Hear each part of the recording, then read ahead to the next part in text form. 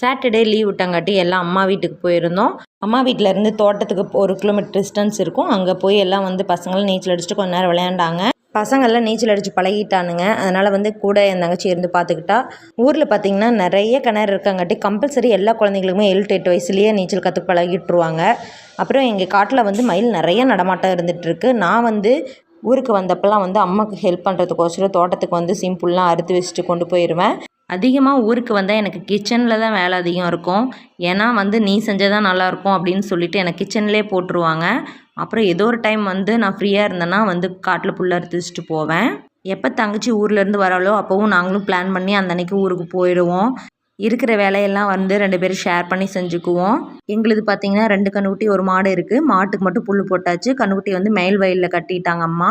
பசங்களும் நீச்சல் அடிச்சுட்டு வந்துட்டாங்க. நாங்களும் வீட்டுக்கு கிளம்பிட்டோம். யாரெல்லாம் ஊருக்கு போனால் அம்மாக்கெல்லாம் ஹெல்ப் பண்ணுவீங்கன்ட்டு மறக்காமல் கமெண்ட் பண்ணுங்கள்.